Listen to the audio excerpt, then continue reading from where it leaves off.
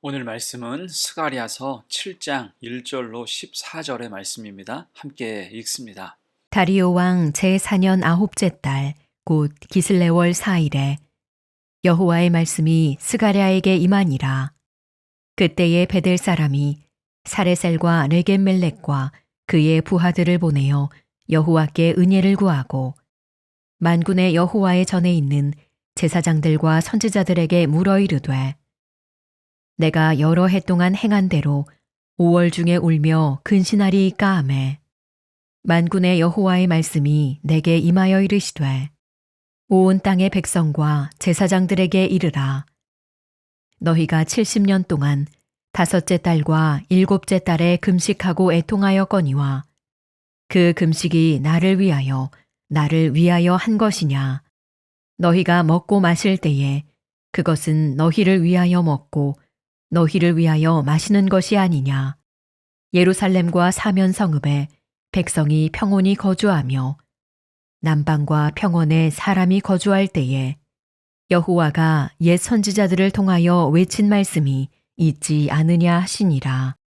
여호와의 말씀이 스가랴에게 임하여 이르시되 만군의 여호와가 이같이 말하여 이르시기를 너희는 진실한 재판을 행하며 서로 인애와 긍휼을 베풀며 과부와 고아와 나그네와 궁핍한 자를 압제하지 말며 서로 해하려고 마음에 도모하지 말라 하였으나 그들이 듣기를 싫어하여 등을 돌리며 듣지 아니하려고 귀를 막으며 그 마음을 금강석 같게 하며 율법과 만군의 여호와가 그의 영으로 옛 선지자들을 통하여 전한 말을 듣지 아니하므로 큰 진노가 만군의 여호와께로부터 나왔도다. 내가 불러도 그들이 듣지 아니한 것처럼 그들이 불러도 내가 듣지 아니하리라. 만군의 여호와가 말하였느니라. 내가 그들을 바람으로 불어 알지 못하던 여러 나라에 흩었느니라. 그 후에 이 땅이 황폐하여 오고 가는 사람이 없었나니 이는 그들이 아름다운 땅을 황폐하게 하였음이니라 하시니라. 누구를 위한 것인가? 라는 제목으로 말씀 증거합니다. 이제 어제 말씀으로 8개의 환상을 모두 보았고요. 오늘은 금식에 대한 말씀이에요. 1절과 2절입니다. 다리오 왕 제4년 아홉째 달 곧 기슬레월 4일에 여호와의 말씀이 스가랴에게 임하니라. 그때의 베델 사람이 사레셀과 레겜 멜렉과 그의 부하들을 보내어 여호와께 은혜를 구하고 스가랴 1장에서 하나님 말씀이 처음 임한 지 2년 후 다리오 왕 제4년에 베델 사람이 한 무리를 이끌고 여호와께 은혜를 구하기 위해서 왔습니다. 이들은 아마 바벨론에서 귀환한 사람들로서 베델 땅에 거주하다가 예루살렘에 온 사람들로 추정할 수 있지요. 그들은 이렇게 질문합니다. 3절 만군의 여호와의 전에 있는 제사장들과 선지자들에게 물어 이르되 내가 여러 해 동안 행한 대로 5월 중에 울며 근신하리이까 하매. 여기서 언급하는 5월 중에 행하던 금식은 주전 586년 바벨론 왕 느부갓네살에 의해서 예루살렘 성전이 불타고 무너진 사건을 상기하기 위한 것입니다. 그 질문의 요지는 무너졌던 성전을 다시 재건하게 되는 상황에서 계속 금식을 해야 하냐라고 묻는 것입니다. 자, 이에 대해서 하나님이 답을 주세요. 4절과 5절입니다. 만군의 여호와의 말씀이 내게 임하여 이르시되 온 땅의 백성과 제사장들에게 이르라.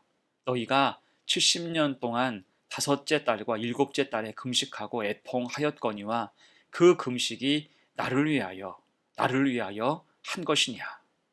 자, 지금 금식에 대한 질문은 베델에서 온 사람들이 했지만 하나님의 대답은 그들에게만 하신 게 아니라 온 땅의 백성과 제사장들에게 하신 말씀이었어요. 사실 지금껏 이스라엘은 70년 동안 다섯째 달과 일곱째 달에 금식했었죠. 다섯째 달의 금식은 앞에서 설명한 것과 같이 예루살렘 성전이 무너진 사건을 상기하는 것이고, 일곱째 달의 금식은 예루살렘 함락 직후에 임명된 유다 총독 그달랴와 백성들의 죽음을 상기하기 위함이었습니다. 이에 하나님은 이스라엘의 금식에 대한 본질적인 질문을 하시죠. 다시 5절 하반절 너희가 70년 동안 했던 금식이 나를 위하여 한 것이냐. 곧 이 말씀은 이스라엘 민족이 70년 동안 매년 금식했지만 그것은 하나님을 위한 금식이 아니었다는 것입니다. 최초 이스라엘이 금식을 해야 하는 이유는 분명했지요. 예루살렘 성전이 불타버린 사건을 기억하고 회개하며 하나님 앞에서 온전히 그 믿음을 새롭게 하기 위함이었어요. 하지만 시간이 지나면서 본래의 의미는 흐려지고 금식을 위한 금식, 단순한 종교 행위로 변질해 버렸다는 것입니다. 여러분, 금식은 귀한 믿음의 결단으로 그 자체로 숭고한 것이지만 그것이 종교 행위로 변하게 되면 하나님을 위한 게 아니라 믿음 좋다는 식으로 내가 이렇게 했다라는 식으로 자기 면을 세우기 위한 도구로 변질하기가 쉽습니다. 이에 하나님은 이스라엘 민족 가운데 만연한 금식의 잘못된 부분을 설명하시는 거예요.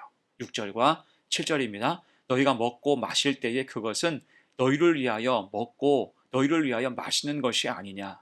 예루살렘과 사면 성읍에 백성이 평온히 거주하며 남방과 평원에 사람이 거주할 때에 여호와가 옛 선지자들을 통하여 외친 말씀이 있지 않으냐 하시니라. 아멘. 문제가 무엇입니까? 그들은 멋대로 살았다는 거예요.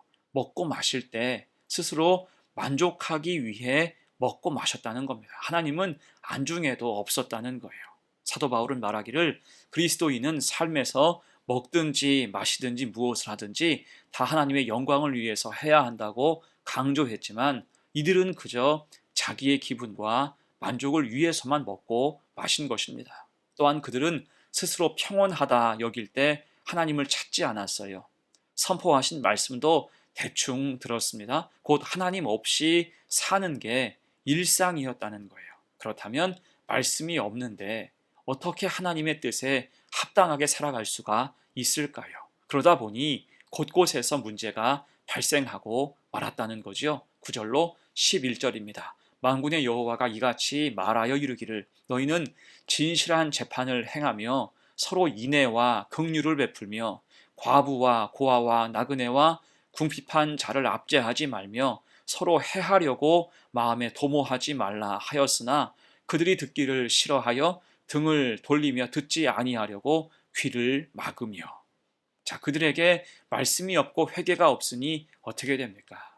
인간의 간악함만 가득하게 됐어요. 그래서 공정하게 재판하지 못했고 인애와 긍휼을 베풀지 않았으며 사회적 약자들을 돌보지 않게 됐습니다. 하나님의 권고는 전혀 듣지 않고 귀를 막고 자기 멋대로 하고 싶은 대로 했던 셈이에요. 자, 아무리 금식을 지켜서 70년간 했다고 한들 이렇게 해온 것이라면 그들의 금식은 무엇입니까? 진실함이 결여된 하나님의 뜻과 말씀이 아예 없는 빈 깡통과 같은 것입니다. 그래서 여러분, 하나님이 원하시는 금식이 무엇일까요?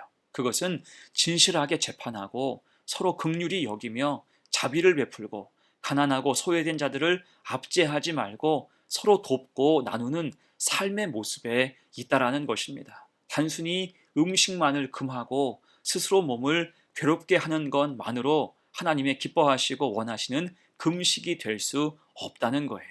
자, 그렇다면 그들이 왜 이렇게 빗나갔을까요? 12절, 13절입니다. 그 마음을 금강석 같게 하여 율법과 만군의 여호와가 그의 영으로 옛 선지자들을 통하여 전한 말을 듣지 아니하므로 큰 진노가 만군의 여호와께로부터 나왔도다. 내가 불러도 그들이 듣지 아니한 것처럼 그들이 불러도 내가 듣지 아니하리라. 만군의 여호와가 말하였느니라. 아멘. 자, 그들 마음이 금강석 같게 되었어요. 딱딱하게 굳어버린 것입니다. 그들 속에 그래서 말씀이 없는 게 문제였어요. 말씀은 지속적으로 선포되었어도 그들은 전혀 들을 준비가 되지 않았던 거죠. 곧 그들의 금식은 아무 능력이 없고 말씀 없는 삶으로 인해서 결국 심판받을 수도 있다는 것입니다. 14절이에요. 내가 그들을 바람으로 불어 알지 못하던 여러 나라에 흩었느니라. 그 후에 이 땅이 황폐하여 오고 가는 사람이 없었나니 이는 그들이 아름다운 땅을 황폐하게 하였음이니라 하시니라. 아멘. 자, 이 말씀은 과거 그들의 조상의 아픈 역사를 상기하며 하신 말씀이에요. 이 역사가 반복될 수 있다는 거예요. 그들의 믿음이 외식적이고 형식적일 때 심판의 바람이 불어 하나님의 진노와 심판이 임했듯이 그와 같은 일이 반복되어서 다시 황폐함을 경험할 수도 있다는 것입니다. 곧 돌이키라는 뜻이죠. 형식적인 금식이 아니라 진정한 신앙의 길을 가며 삶 속에서 하나님 말씀에 대한 순종과 인애와 긍휼이 있어야 한다는 것입니다. 자, 이제 말씀을 마무리하면서 오늘 스가랴서 7장의 말씀을 통해 우리는 참된 신앙과 거짓된 종교 행위의 차이를 분명히 봤습니다. 이스라엘 백성들이 70년간 지켜온 금식은 겉으로는 매우 경건해 보였지만 하나님께서는 그 금식이 나를 위하여 한 것이냐라고 반문하셨습니다. 여러분, 이것은 오늘 우리에게도 동일하게 적용할 수 있는 말씀이에요. 우리가 드리는 예배, 우리가 드리는 기도, 우리가 지키는 신앙의 형식들이 과연 하나님을 위한 것인지 아니면 스스로의 만족이나 다른 사람들에게 보이기 위한 것인지 돌아보아야 할 것입니다. 그런 의미에서 하나님께서 원하시는 참된 금식, 참된 신앙이 무엇입니까? 하나님 뜻대로 말씀에 비추어 살아가는 거예요. 진실하게 재판하고 서로 긍휼히 여기며 자비를 베풀고 가난하고 소외된 자들을 압제하지 말고 서로 돕고 나누는 복된 삶의 모습입니다. 우리의 마음과 삶 전체가 하나님의 뜻에 순종하며 온전한 믿음 가지고 따르는 것을 기뻐하신다는 거예요.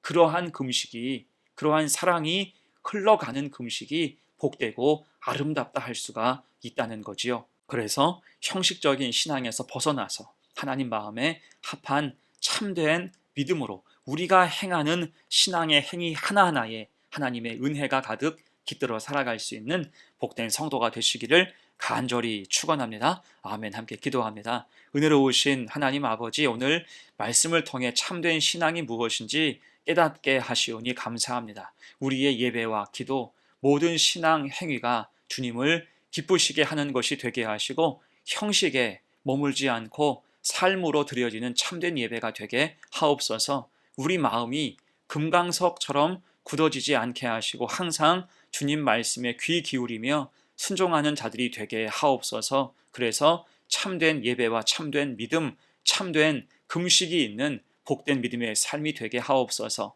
감사드리며 예수님의 이름으로 기도합니다. 아멘.